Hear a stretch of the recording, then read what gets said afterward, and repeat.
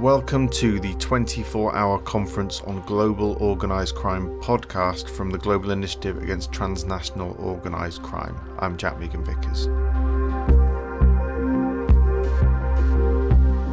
The 24-hour conference on global organised crime took place online in November 2020 and was organised by the European Consortium of Political Research Standing Group, the Centre for Information and Research on Organised Crime, the International Association for the Study of Organised Crime, and the Global Initiative Against Transnational Organised Crime.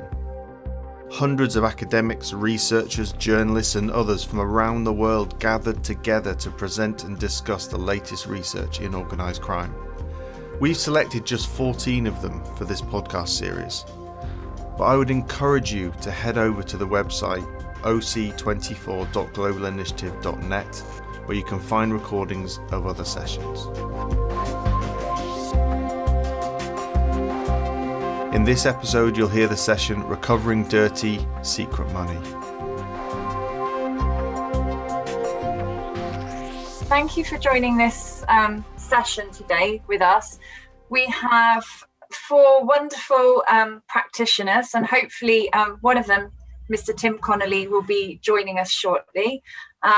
We have Jonathan Benton of Intelligence Sanctuary, and we have Richard Gold of Illicit Finance Consulting, and we have Alan Johnstone, who now works for the Financial Intelligence Division of the Jamaica Constabulary Force, or it's at least attached to that in some way, Alan, isn't it? So we will be talking today about dirty secret money, and by that, our practitioners will be sort of looking at and talking about policy-oriented efforts to recover dirty money from dirty places, and looking at secrecy jurisdictions as well as the recovery of assets at different levels. So thinking of international policies to recover illicit wealth and how this transposes down to the national level. So the national level in terms of a variation of countries. For example, Alan will be briefly talking about his experience in Jamaica. Now, very aware that we have 1 hour for this session, as well as questions at the end.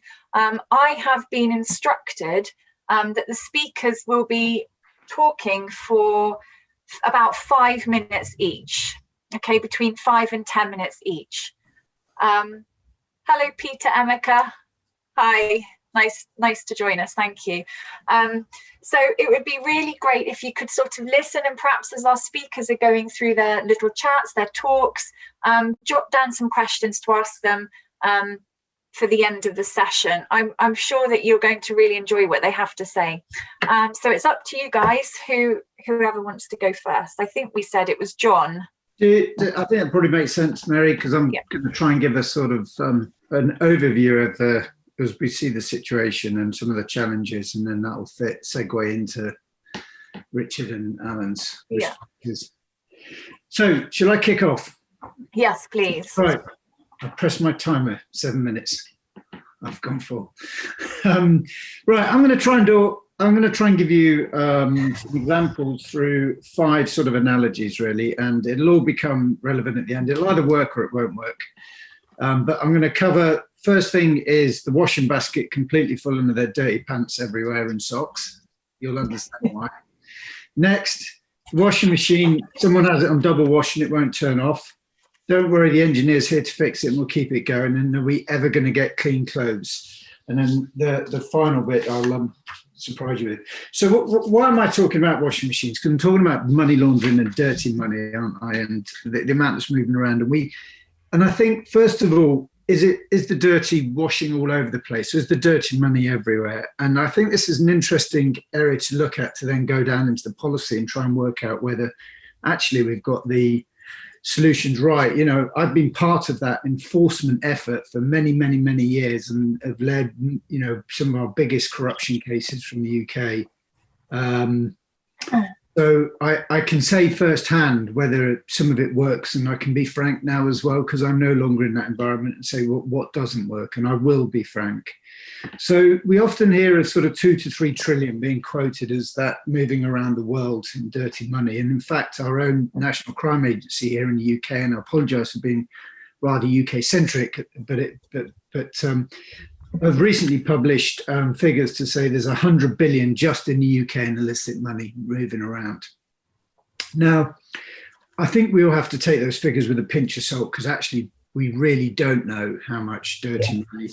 And even if we were to look at the COVID situation we're in now, if the UK government's done like many governments, has handed out lots of money to keep businesses going, but there's concern about crime and corruption in all of that. And even if the part of it's not repaid, which is being recently published by our Office of Business, our OBR, they're talking about it could add another 25% onto the amount of, sort of money that's moving, dirty money that's moving around the UK. So it's very, very difficult to sort of pin I think even in academic terms, to pin an accurate sort of figure as to what's out there. So what do we do? The washing machine's kind of on double washing, it won't stop. And what do I mean by that?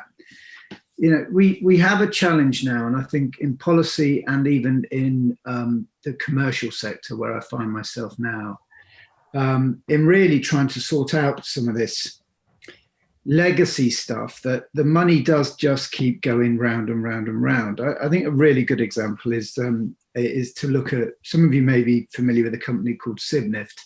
Sibnift was part of the post-communism collapse gold rush. It was in the petrochemical sector. It was bought out by Rosneft for a significant amount of money. And that money was then invested in a very famous London football club called Chelsea Football Club. Was the startup fund ever dirty? It's been litigated over numerous times. Is that money all now clean? Do we still count it as dirty money or not? And that sort of, that perpetual challenge just goes on and on and on with many other cases, and we see it in cases concerning sort of West Africa, in historic corruption cases, where money has now been handed down to the next generation, and there has to be a point that we, the challenge is, where do we draw the line, and where do we say this is actually now essentially cleaned, and and actually it's impossible to prove it's dirty money. So how do we get this? How do we sort of try and clean it all up? Policy terms, I think there's been some fantastic work led by a number of countries. I'm very pleased to see that Democrats are back in the US, simply because the US were pivotal in driving forward some of the G7 changes in 2013, albeit they couldn't get through changes themselves in Delaware because of their federal system, but to try and tackle corruption. And part of that was the beneficial ownership and open registers, which is absolutely a critical part of all of this. For big corruption cases, hiding money, the people that I deal with, they are still using daily secret jurisdictions. Mm. We have, that was 2013, 2023. I think BVI is going to finally get an open register. Whether it's fully open or not, we will see. We obviously have sanctions, and both those that cause physical harm and those that facilitate the movement of illicit money, and funds related to causing harm. Those are part of the kind of big stick approach that are being successful to some extent. But I'm going to finish by trying to tie in the final bit. We have some big ticket policy actions out there. We have incredible enforcement efforts by very, very brave NGOs, investigators, and many others who are trying hard. But let's be frank. That is hitting 1 or 2%. If we are absolutely, that's been very, very, very, very generous, I think. So finally, I think my point is the banks, and I think they're the veins which all this recovering this dirty money runs through. I have to give credit to a guy called Brad Brooks Rubin from Century, who I was privileged to work with a couple of years ago, who took the approach and said, we've got all this dirty money that's feeding the war in South Sudan. Why don't we just close down the banking ability to move money to the people we don't want it to get to? There you go. There's my timer. And we did it.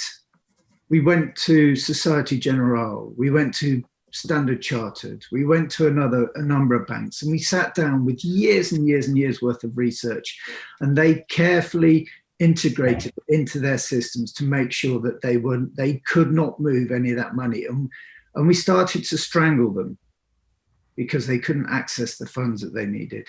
So I do think that it requires effort from a number of areas, but I think the banks are really critical to solving this.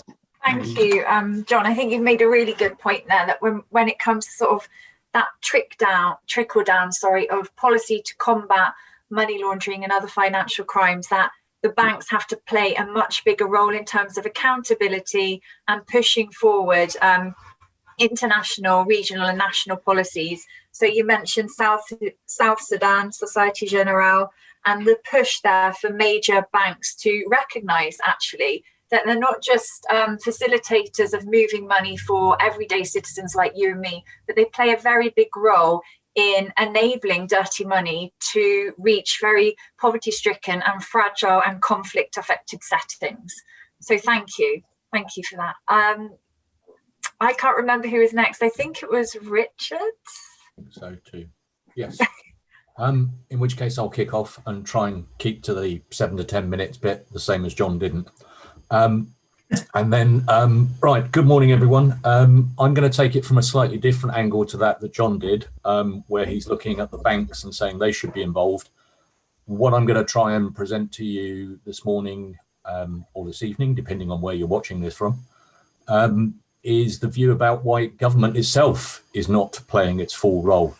So if we look at international standards, and the obvious place to start for that is FATF, and whatever you think about the Financial Action Task Force, it has unquestionably raised the bar. There are questions about whether or not it's raised it sufficiently.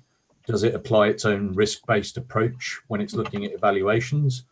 Or is there a better way to produce a better set of outcomes? Well, those are three questions that would take a 24-hour conference on their own. So we'll just park those for a second. But what all the mutual evaluations have demonstrated, almost without exception, is that there's one major issue, and that's money laundering is a predicate offence on paper, but very few jurisdictions actually look at it as a predicate offence in reality. Yeah.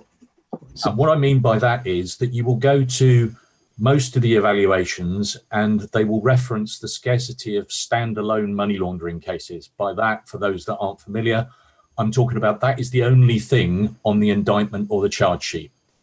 What you will find plenty of times is it's paired up with another predicate offence that is more widely understood, like drugs trafficking, bribery and corruption is another common one, and in this day and age in particular, modern slavery and human trafficking. So you will often find a money laundering offence tacked on the end.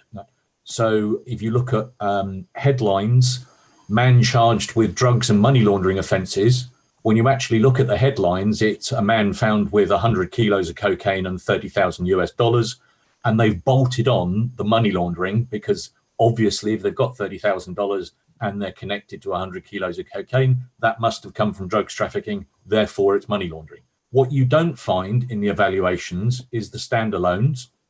And when you're talking about a standalone case involving a legal entity, Well, to be frank, the planet's undergone sort of a kind of extinction level event when it comes to that, because those are virtually non-existent around the globe. There is no company that's charged with an offence for money laundering, and that's the only thing it's charged for. And that's pretty common through all the evaluations. So the international standards, the conventions and agreements, aren't really producing something that's needed on the front line. One thing that is common is practitioners and academics all share the same view that removing profit, blocking illicit money flows, and dealing or making it more risky to deal with the proceeds of crime, particularly for organised crime and transnational crime, is the key to combating some of this serious criminality. There's clear evidence that those involved in organised crime and transnational crime engage professional money launderers. Doing large-scale money laundering is in itself a skill for the criminal community who don't involve themselves in the drugs trafficking. They don't involve themselves in firearms trafficking or the bribery and corruption. Their only nexus is money laundering, and it's a skilled set of attributes that they bring to it. And we haven't got anything that tackles that, because law enforcement are all focused by government strategy, government policies on producing headlines for the publicity machine. That, I think, is on the basis that most governments recognise that their population understands the harm a drugs trafficker does. You ask most people on the street, what harm does a money launderer do? And you'll get a blank face. So there's no need for the government to push that agenda in order to get re-elected. So what we need to do is push a different way of looking at things. And I'll give you an example in practical terms. There's a thing called Encroach Act, which has recently been taken down in Europe. Big multinational law enforcement operation for an organization that was supplying PGP, which is pretty good privacy equipment, to organized networks who were using that to conceal communication between different organized crime groups, to launder money, move drugs, move firearms, all sorts of stuff. In the UK alone, round figures, 750 arrests and £65 million in money seized. Excellent result. Pat on the back to everyone involved. Good, I like it. However, that's a drop in the ocean for transnational crime, because the vast majority of that 65 million and the 750 arrests were all street level. No organised money launderers there, other than dealing with a holdall full of cash, which in the big scheme of things is a drop in the ocean, as I said. Right? Really good headlines, but it didn't actually support anything long term. If you look at international financial centres, many of those are offshore centres, and before anyone starts, we're not just talking about little island states. Right? Lots of jurisdictions provide advantages, and many of those are far from being, geographically speaking, offshore. Right? So if you look at the Cayman Islands, which I accept is one of those little offshore islands, right? Around 80% of the globe's mutual funds are registered on the Cayman Islands. Right? Now, we all accept that the operational decision-making, the management, the investment decisions and everything else like that is taken predominantly elsewhere, New York, London, to name but two. Right? And what's in the Cayman Islands is an accountant with a brass plaque, and they do nothing but actually file the returns. Right? Those organizations rarely submit SARs, if ever. And that's around the world. That's not just the UK or the US. There are other locations as well.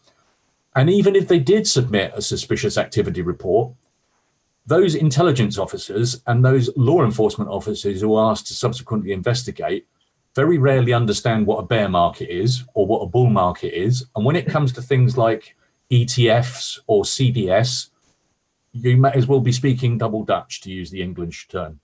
Right? There's no capacity or capability in the Cayman Islands to root out the bad apples. Right? About 50% of their GDP relies on the financial sector. Right? So why would they do that anyway? Right? But moving on, even when the operational decision-making is taken in a jurisdiction that should have the capability and capacity to do it, like London, the supervision of mutual funds, hedge funds, is lacking, and they don't look at the derivation of the investments. And that goes to the UK, the US and China, they've all got the same problem, the same issue. So if you look at the scale of it, of the regulated funds, please note I use the word regulated, not registered, right? $7 trillion in Cayman is assets under management there. The way that the Caymans regulates and registers, they don't know the true amount because the registered funds don't give across the assets they're actually managing. You take the globally bounced around figure of 2% of GDP, which I have issues with myself, but let's just call it 2% to begin with. 2% of $7 trillion is a staggering amount of money, right? And nobody's doing anything about it. National governments need to set down key performance indicators for transnational professional money laundering networks, and they need to be asking law enforcement and the prosecutors why those challenges are not being met. They're doing very little to assist transnational support of standards and expectations and agreements. It's all about public-facing local crime. I can tell you two of the things that will come back, right, if that challenge is put down. First is remuneration, the difference between the public sector and the private sector on the skill set that's required. That's a big challenge, right? However, my thought is that there will always be a cadre of individuals that will be willing to serve if they've got the skills and are given the skills to do it, right?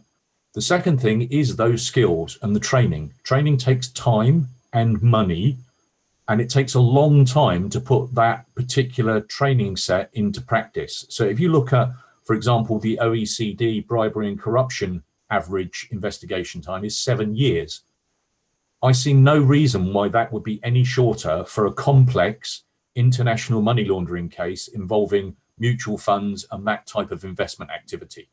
So governments need to assist in not only giving the training for that, but also devising policies about data sharing, addressing the dichotomy between the OECD taxation exchange of information and the FATF exchange of information, because they're mutually disagreeing with one another, and also close loopholes such as the one that John referred to about beneficial ownership. So it becomes an international standard that you cannot register a legal entity in your jurisdiction if it doesn't operate from that jurisdiction and has no bank account in that jurisdiction. That would be should be an international standard to shut that sort of loophole. So all in all, my point would be that governments around the world need to step back from the self-interest, start accepting that they should be laying down preparation for work and activity that they may not reap the benefits of, because it may actually come to fruition several years after that government has left office, and it may actually benefit an entirely different government, which may even be of a different political persuasion. So until the self-interest starts to be eradicated, I think we're going to have a long time to solve this problem. And after that, I would hand back to Mary, but I think she's gone. No, sorry. You all sort of went from me. Richard, thank you. That was so phenomenally interesting. I find your view that money laundering is just viewed as this bolt-on offence, and that it should be used always as a predicate crime of its own where possible. Perhaps that's the sort of push that international governments and law enforcement agencies really need to go with, in terms of it to be recognised as a crime in its own right, if you like, on it as a sole existing crime rather than attached to something, like you said. You also mentioned that the criminal community has very specific skills and they exist in the silo in terms of money laundering on their own. So I think that you're referring there to sort of white collar enablers. We're talking about accountants, bankers, lawyers, hedge fund managers, etc. And so I think you sort of encompass that thing there. You said, they're not the drug traffickers, they're not the human traffickers, they're not the guys producing the methamphetamine in a lab in China. They're a completely different, highly skilled subset of individuals and professionals who enable money laundering to go on, not just in little islands, as you said, but in the Vatican City, in Delaware, and we could go on. I really was interested in that, and I could see how your session fused with John's in terms of not enough is being done, and jurisdictions need to implement greater force, if you like, to crack down on big banks and the white collar enablers within these. Thank you. So we'll do questions afterwards. I'm aware of the time for some people. Alan, would you like to start your talk for us now? Yes, I would. Thank you very much. Can I just make clear from the outset, I'm speaking in personal capacity, and my views don't reflect the Jamaican or UK governments, both of whom I work for, so I need to put that caveat in. Okay, so far we've looked at this from an international, but what I want to do now is actually drill down and start looking at a more local and regional perspective, and especially, although I'm based in Jamaica, looking at it, in fact, from the CARICOM and the small island developing states. Quite often when I start these presentations, I talk about Jamaica's murder rate because it really does affect us. We have a murder rate in 2017 of 1,647.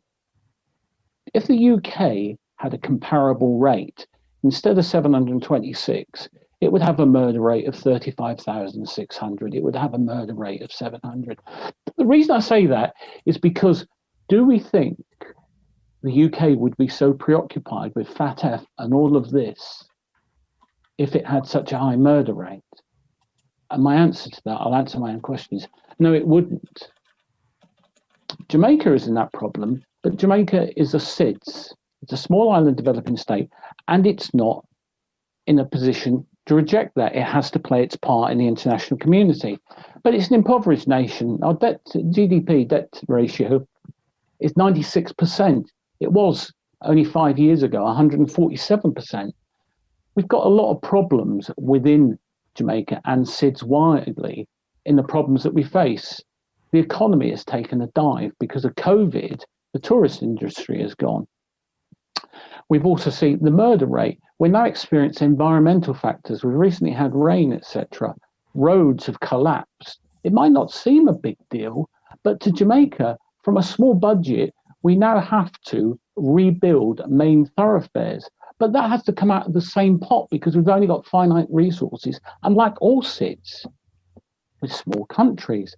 So what we then actually look at is where do we find ourselves with Jamaica? Well, we're a small country, we've got limited resources, but we bear the scars of the colonial past and the legacy, and we find that genocide, slavery, plantation ownership, all of this has left a legacy in Jamaica which affects the nature and organised crime here.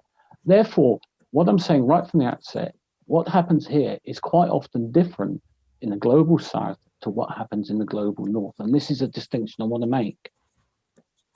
What we find is actually that we're burdened with debt out here, and we're not unusual with that in SIDS. So it affects the measures that we can actually take. And we need, even to fill our functions as sovereign government, we have to rely on international donors. Well, when you rely on international donors, it comes with a price. We all know there's nothing free in life.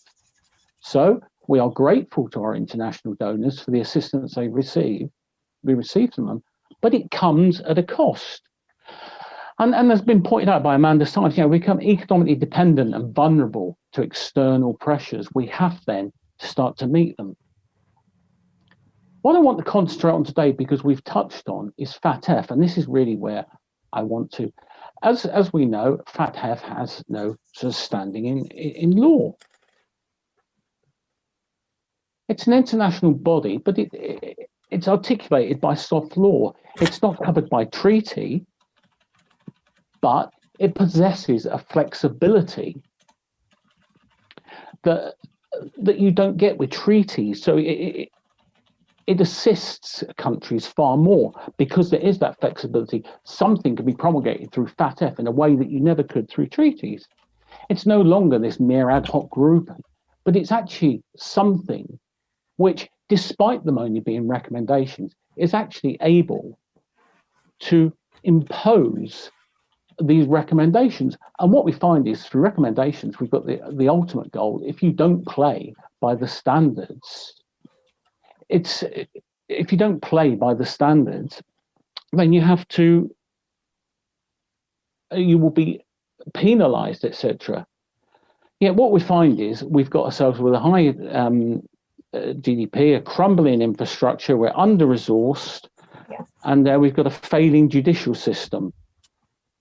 No, people don't consider how crime is committed in the SIDS like in Jamaica because of the demands and that's its famous. So it begs a question: how does complying with the onerous conditions and requirements of FATF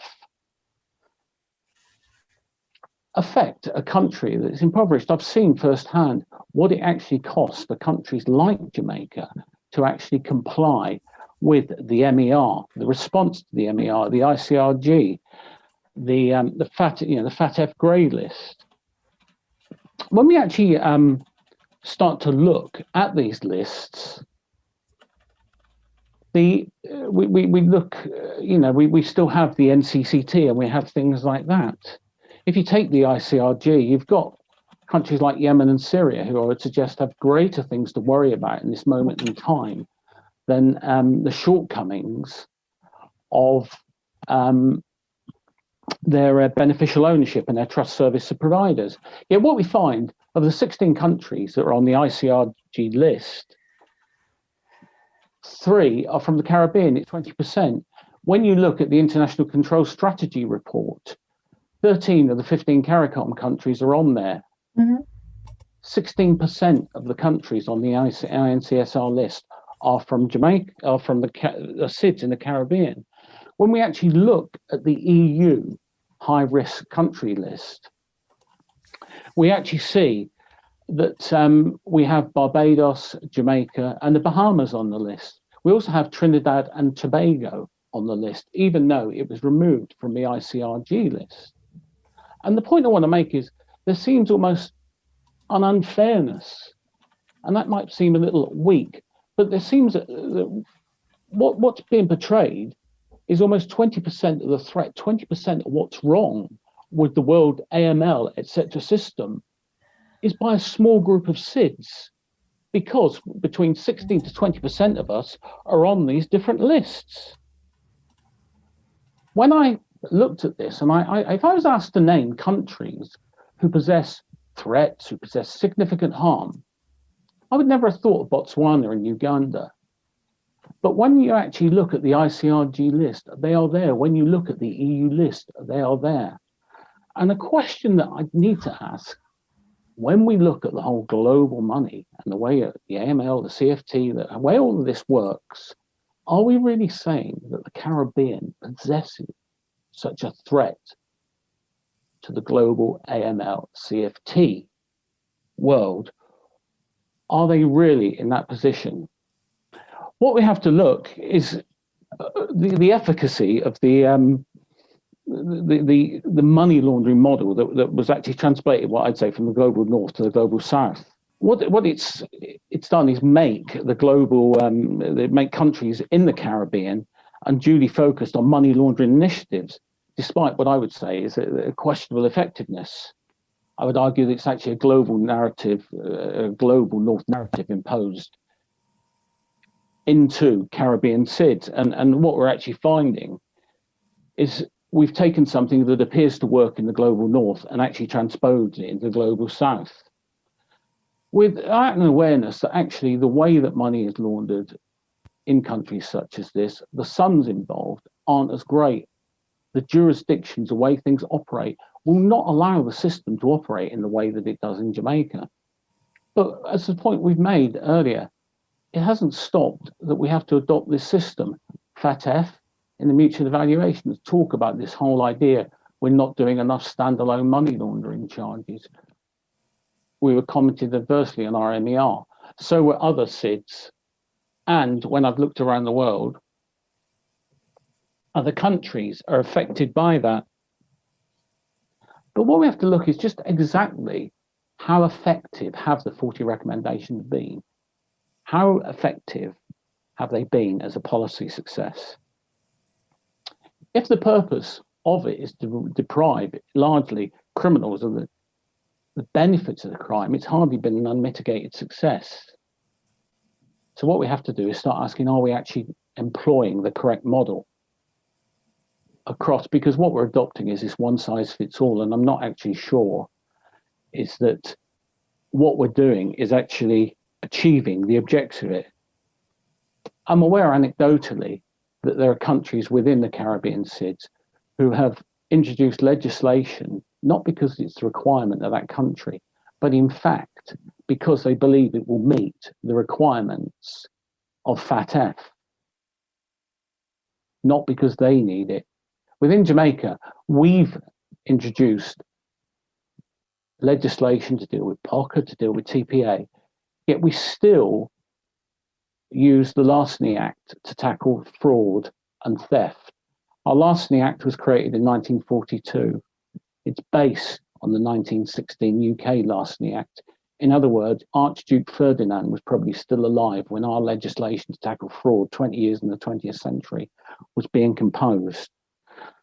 So where does this take me? Well, it all needs me to take the view that what's happened with FATF and the whole system is we've become more obsessed with our internal structures. It almost seems that we're more interested in fining banks.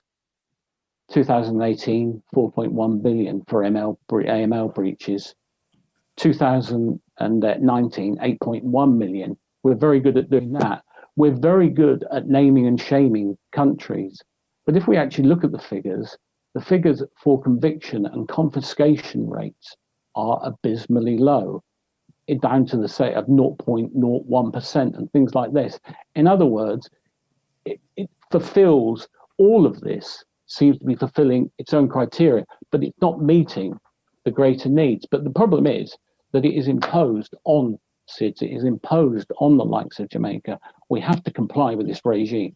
And the question I would put is, do we now need to start looking? I'm not anti-FATF, I'm not anti the whole concept of it. But what I do say is from the position of the Global South, we have a system. Is this the right system? Do we need now to go back to revisit this whole idea of one system fits all, and in fact step back and come up with something slightly more nuanced, something slightly more thoughtful that actually reflects everybody's demands rather than that of a privileged few? And I think this is where we need to come back. We need to stop back and start looking at the wider picture, something that's more inclusive and reflects the demands of both the Global South and the Global North. And that's my presentation. Thanks. Great, thank you. Sorry, that was a really interesting presentation in terms of your viewpoint coming from a country which is considered a small island developing state by the United Nations. And I think it's reflective of definitely the opinions that I hold, which is the Financial Action Task Force has a role as a soft law norm-making body. It's the global standard setter for anti-money laundering legislation, and it is implemented international laws and regional laws, and it is also backed by the United Nations conventions which promote it within their own legislation in the hard law. And I think what you sort of touched upon, imperialistic sentiment and imperialistic sentiment, yes, and sort of colonial sentiment that's still left over, and how countries are sort of demonized by the Financial Action Task Force, especially when we see the grey list as a naming and shaming document, which can force countries to comply with something which isn't actually hard law. And I think touching upon, I teach students from Pakistan, and one of the things they say is that in the rural areas of Pakistan, where informal remittance systems are a lifeline, then these countries are not going to be terribly concerned about implementing the FATF. And I know there are issues, obviously, with terrorist financing, but many of these countries, like John said, just do not have the infrastructure nor the huge budgets to comply with the Financial Action Task Force. And maybe it's just a matter of Great Britain's better at form filling to meet that standard. What are your thoughts, other panelists, on this? I know the effort that the UK put in, from everyone from policymakers through to practitioners, and it was a giant operation to get that done.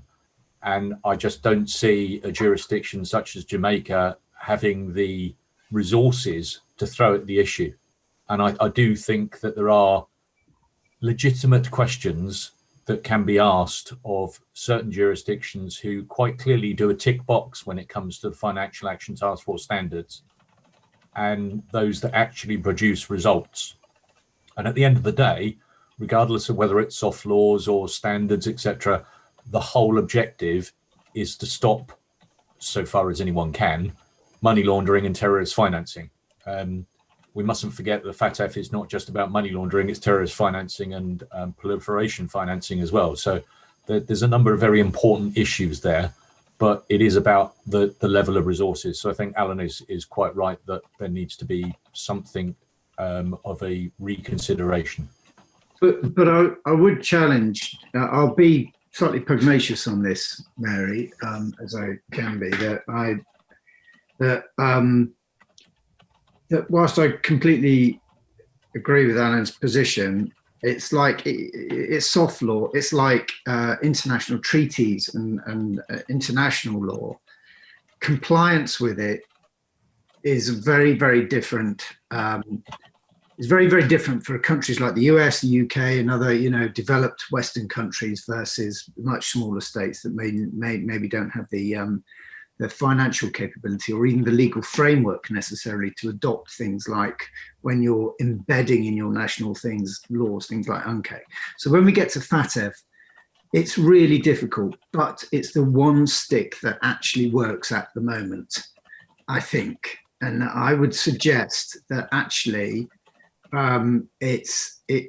yes, all of these things need fixing and need changing and need constant review, and it may be, and I've seen it in another country. I don't want to name it because it's a client country that I'm working with, but it's very similar. It's similar to Jamaica, similar problems, and they really struggled to get off the grey list. Really, really struggled to get off the grey list. It cost a huge amount of money, but the other area that FATF is really important, and I think people like John Cusack articulate this really well, is it's actually listened to by the commercial sector as well. They look at it, they embed it in their internal policies. They try the best. Many try to follow it. So therefore, it has a more critical role beyond national, body, beyond getting countries to get there, to follow a set of standards. But I absolutely accept that you're trying to get one pair of clothes and everybody's got to wear the same shirt, jacket and skirt to make it gender, Can I quickly come back in? Is it all right? Just very quickly, Mary, I promise. And then we'll the point. Okay, no problem. Oh, sorry. I just no. Everybody's got the point. The point I'm making is that I don't dispute the need for FATF. I don't dispute that there's a need for all this. What I'm saying is, it appears when you are in the global south, a very privileged global north club playing by its rules, using a model that doesn't necessarily actually apply in the global south, where things are different. Look at a lot of the countries on there. They're former colonies. They bear the scars of all that legacy, and things happen differently here. I'm not saying we shouldn't have it. What I'm saying is Jamaica, after the third round of mutual evaluation in 2005, came off in 2014, 9 years later. Within 2 years, it was back on the naughty step again. We'll come off in something like 2023. We'll probably have another year off. We'll be on the fifth round of mutual evaluations, and undoubtedly we'll go back on the naughty step again. And all we do is spend our time doing this. And having been closely involved, I can tell you, in a country where about 60% of posts are filled, so we're working 40% under strength, the amount of time, when I finish here today, I'm going to attend meetings to do with our ICRG and our national risk assessment, and that will be my day. And then this evening at home, I will be writing up on national risk assessment. It puts a massive amount of strain. I'm not saying no to FATF. I'm not saying for a true track system. I want something more nuanced that reflects everybody's needs, and not that. FATF is a group of 37 countries in the global north. It needs to reflect more greatly the globe.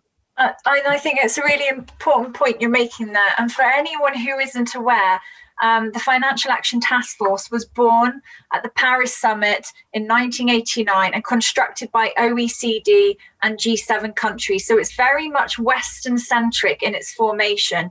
And in 1989, the purpose of the Financial Action Task Force, and I know this because I've been researching a lot and going through Hansard reports, even Maggie Thatcher said the Financial Action Task Force will be there to combat money laundering from drug trafficking, which again goes back to what Richard was saying, that we still view money laundering as a bolt-on crime to other predicate crimes. And very much FATF's creation was to do with getting rid of the profit in narcotic trafficking.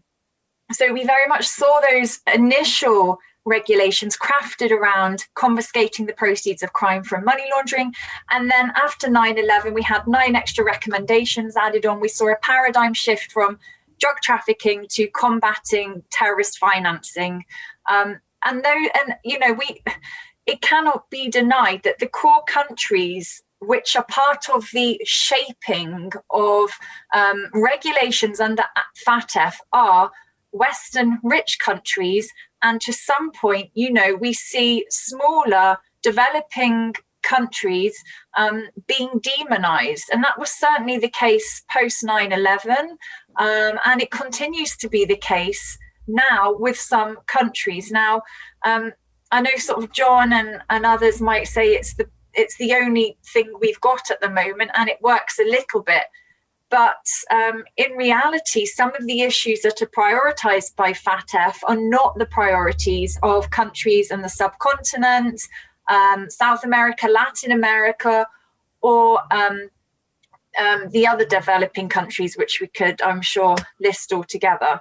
And those priorities are different. They may be feeding your children, or getting an education, or just managing to survive day to day. And so FATF regulations are not going to be the priority of law enforcement officers and policymakers. So if we look at Jamaica, Alan and I have spoken about this many times. The priority is combating firearm trafficking, not worrying about whether Jamaica is compliant with the anti-terrorism recommendation within that soft law framework.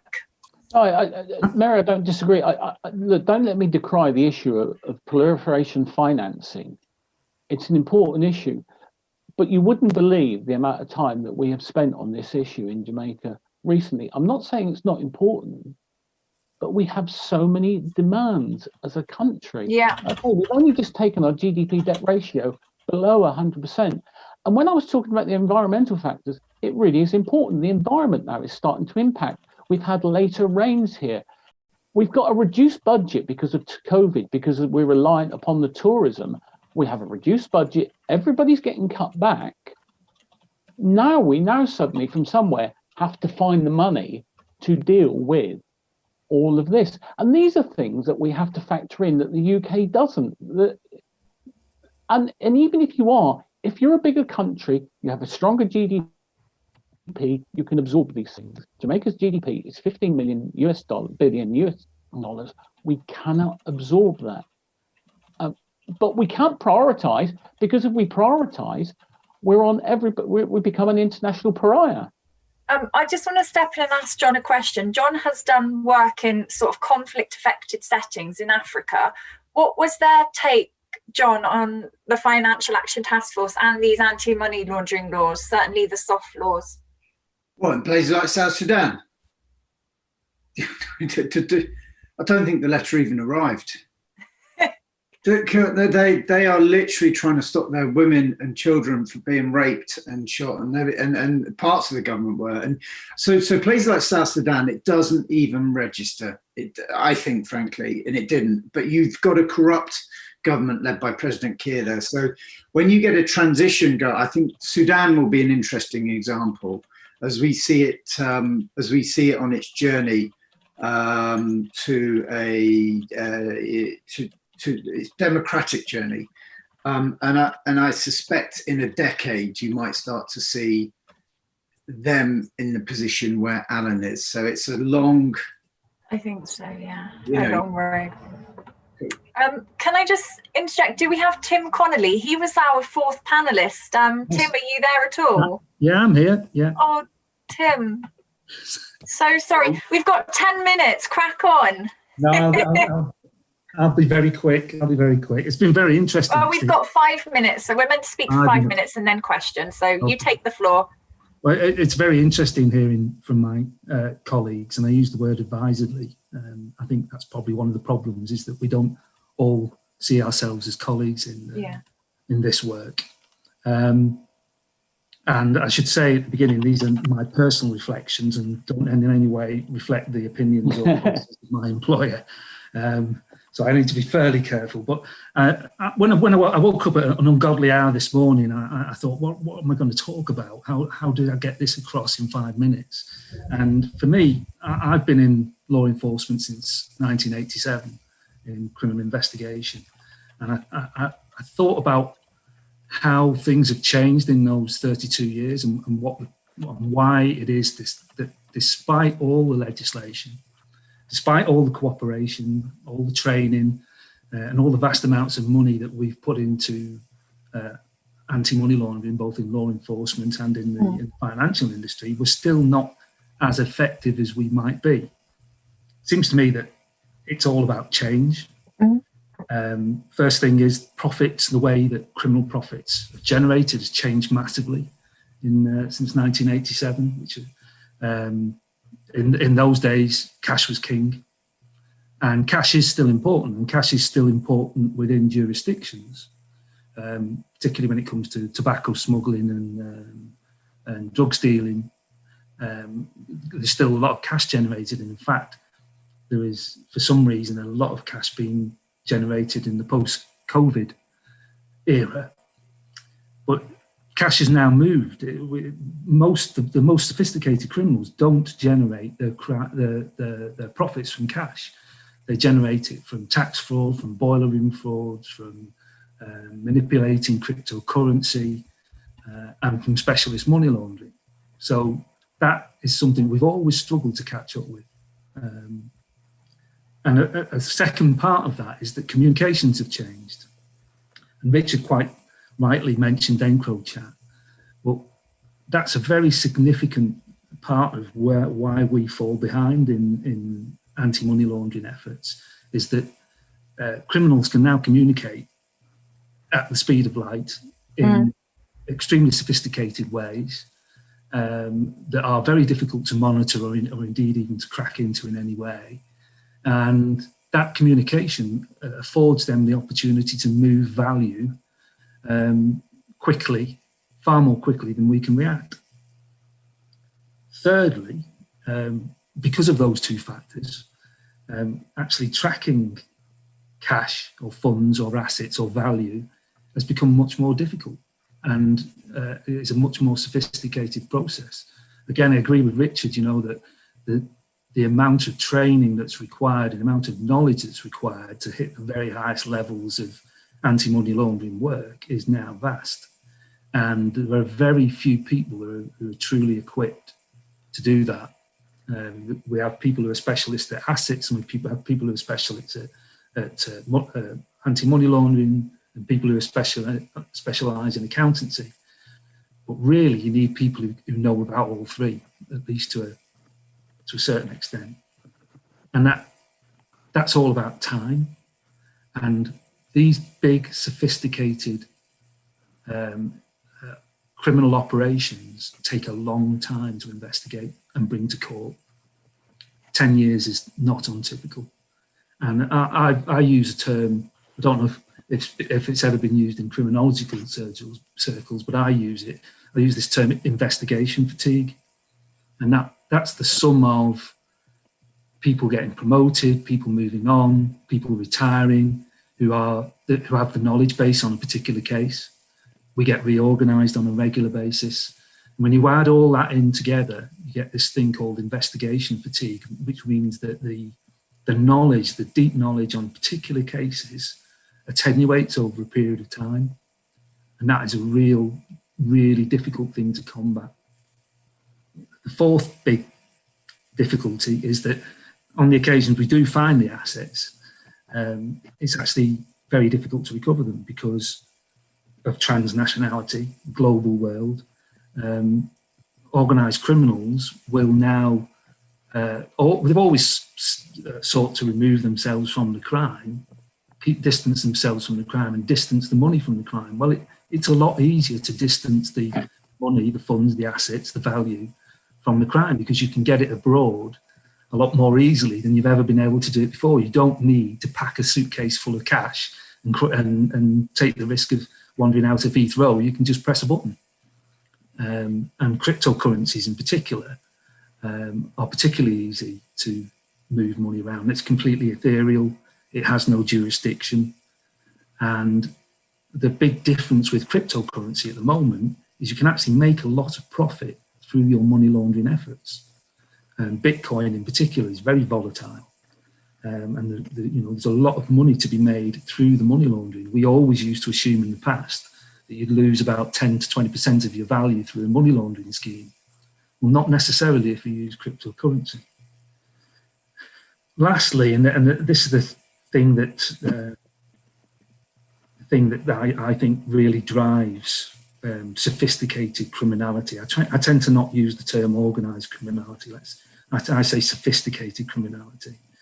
Is that the profits are so large and the ability to recover assets is so poor that there's no real disincentive to the criminals. I have no empirical data to support this assertion, but the rates of recidivism amongst the very sophisticated criminals that we tend to deal with are extremely high because the incentives are so high and the disincentives are so low. One of the things in the United Kingdom is that the most sophisticated criminals are white-collar criminals who don't pose a threat to the general public in terms of aggression or criminality.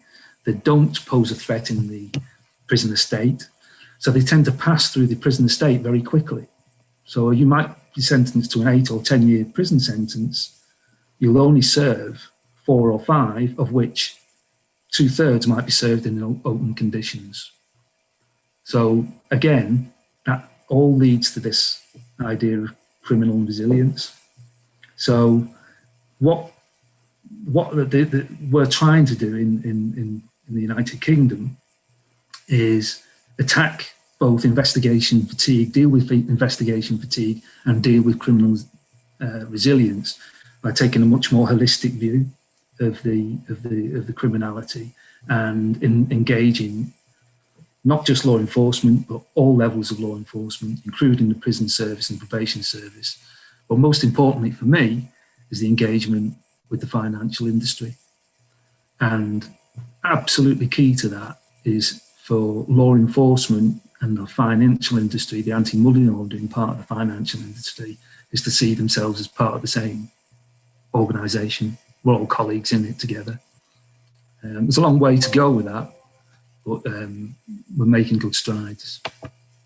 Your point about that the financial services sector, the financial industry needs to come together echoes the points of the other panelists, where there needs to be a much more holistic approach to combating financial crimes, where you have practitioners working with law enforcement and working with the industry. And I thought it was especially interesting what you said about investigation fatigue, a term I've never heard of before, but want to take on board going forward, and sort of John backed that up about this sort of fatigue and tiredness with these complex investigations. Yeah, I think it's very true, and some of the investigations that I'm looking at the moment, we're still working on, are 20 years old, and obviously we're still trying to trace monies from 20 years ago. Is a very difficult thing to do, but you can see through the progression of a particular case where individual case officers have moved on, and a new lawyer or a new case officer or a new case manager has come in and had to pick up an extremely sophisticated, complicated, long-running case. It's almost impossible. And that's one of the things we have to deal with. Secretariat says we have 15 minutes. Wonderful. Please then, if everyone wants to sort of contribute some questions now, it would be really helpful for us and the presenters, the panelists here, John, Tim, Alan, and lovely Richard.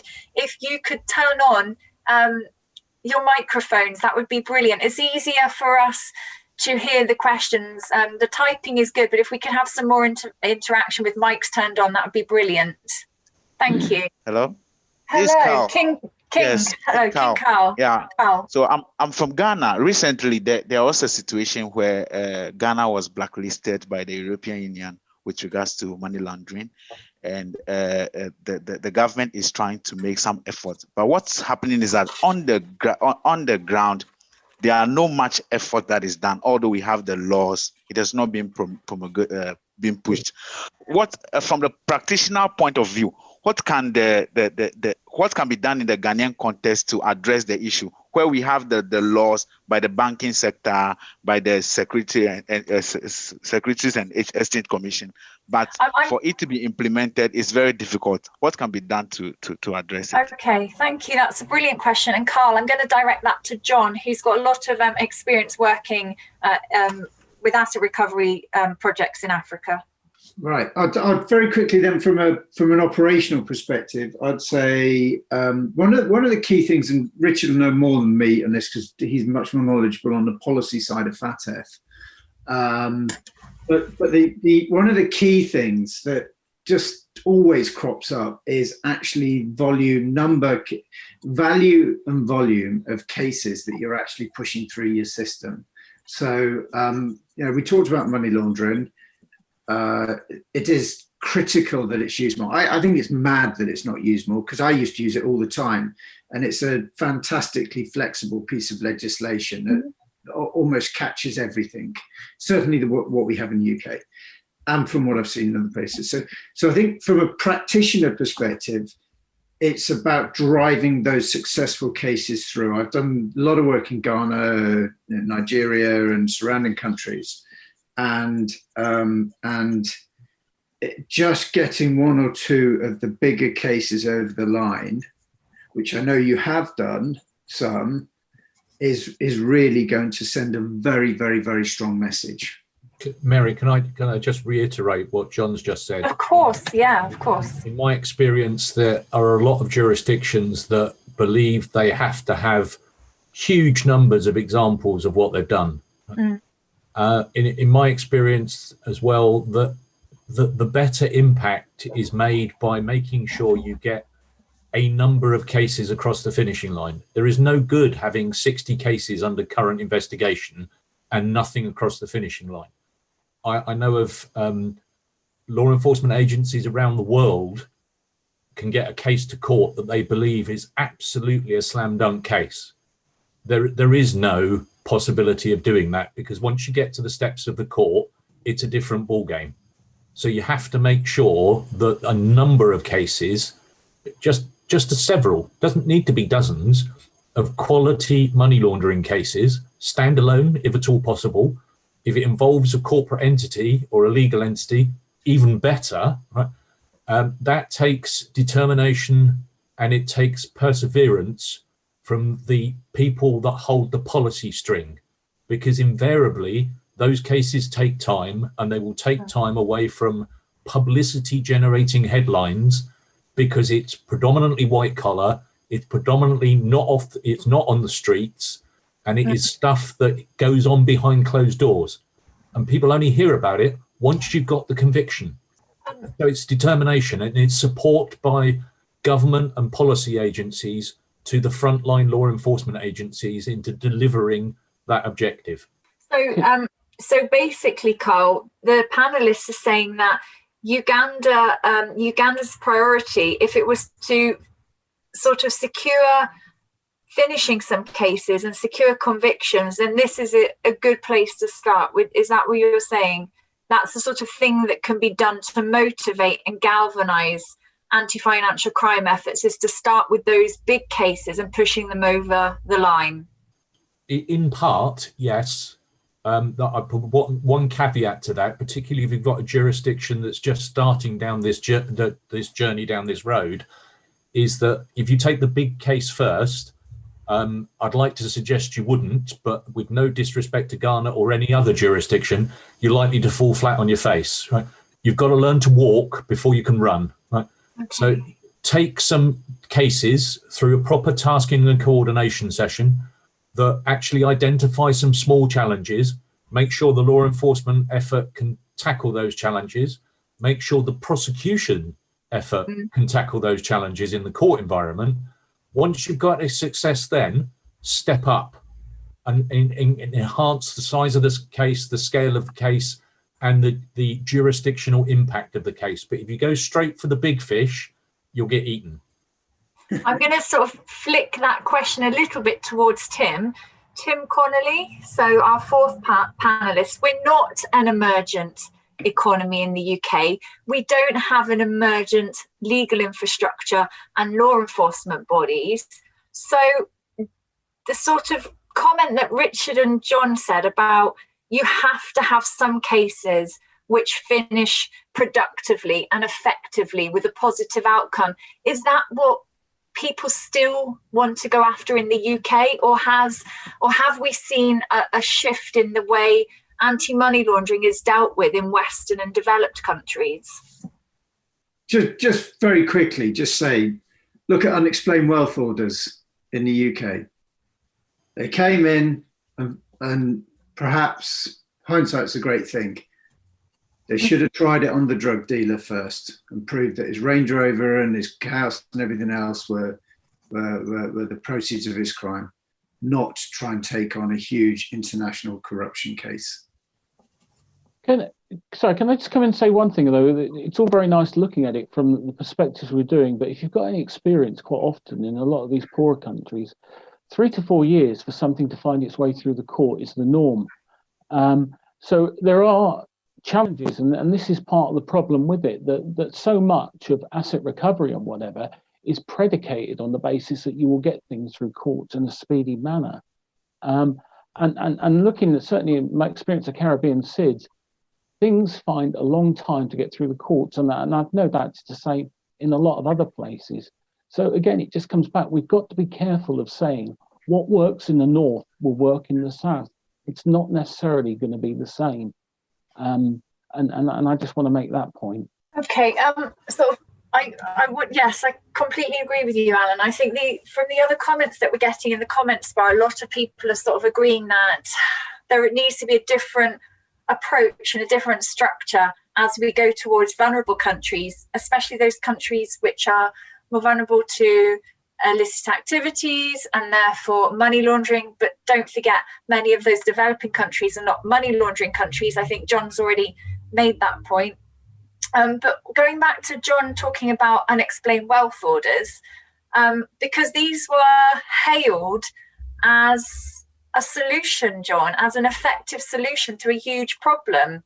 So how can we, in this established economy of ours, in this Western country, how can it go so wrong policy-wise? I've got to jump off, but I'm not necessarily sure it went so wrong. I think it's easy. It's very easy to, when you step outside and you're looking from the other side, to throw stones back over and criticise. And actually, I do think it's been a colossal effort. Start going back to a decade or more in recognising that criminal finance is important. I trained as a financial investigator many years ago. I'm not anywhere like as to the standard of Alan and some of the people on the call who are very esteemed people in that profession. But I can't say it's gone wrong. All I can say is it's a piece of law that is very, very difficult to introduce just from a legal perspective, because there's an immediate assumption that the other side is guilty, which just doesn't fit with with the jurisprudence of our law, does it? No. So it's a challenging piece of legislation from the very outset. Yeah, it goes against the grain that everyone is innocent until proven guilty, which is a fundamental principle of UK criminal law. I'm aware you just said that you have to pop off. So, thank you, John, for joining us today. Thank you, everyone. Bye. Take care. Bye. Can I just say as well, in respect of UWOs, they've become the latest toy in the toolbox that everybody should have. Certainly in the Caribbean, everybody says they should have a UO. Whereas actually, if you look at them, they've only got a value, certainly for SIDS and whatever, if you can do something about domestic pets. And UOs don't relate to domestic pets because turkeys don't vote for Christmas. So there is no inherent value, despite what everybody says, for most, but everybody seems to become obsessed. We've got to have a UO. Jamaica, there's a massive talk. Trinidad have brought in UO. Everybody's talking about having UOs, like they're going to be the panacea to the problems. They're only going to work if you can do something about domestic pets, and that relies on politicians, who, funny enough, are domestic pets, voting them in. So, and I agree with John as well. Constitutionally, it would be difficult for us, but we really do have to think about this obsession with euros. Do any of the participants want to sort of throw some last-minute questions at Richard, Alan, and Tim, if he's still around? Hello. Hi, Henry. Hiya. Thank you for a brilliant discussion. I've really enjoyed these presentations.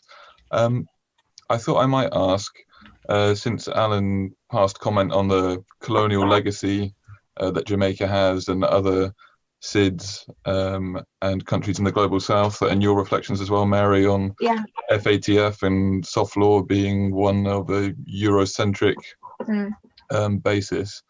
As practitioners and people with experience in enforcement,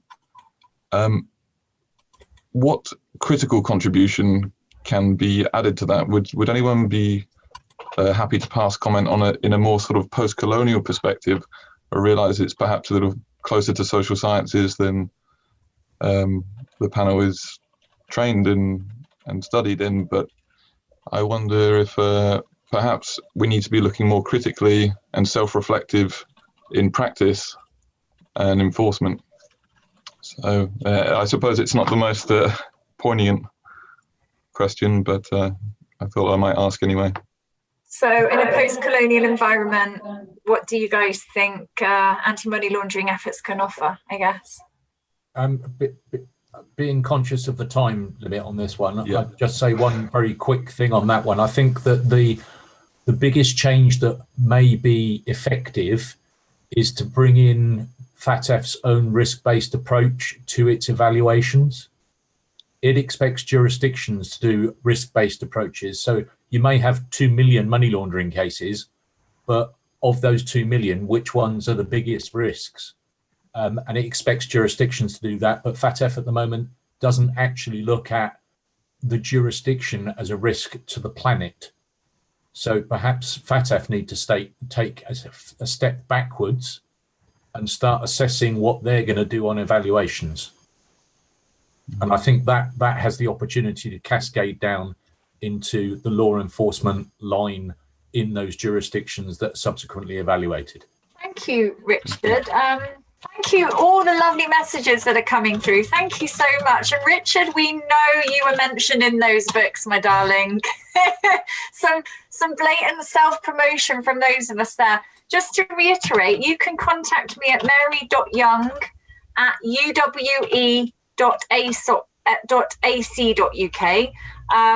And I'm happy to take questions from anyone about further meetings, or if you want to meet the guys from the panel in a different environment. We are all going to be at Cambridge Economic Crime Symposium next September.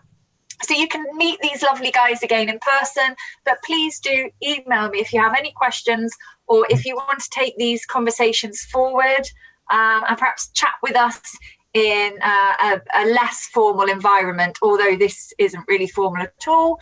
But we'd love to hear your opinions sort of off camera.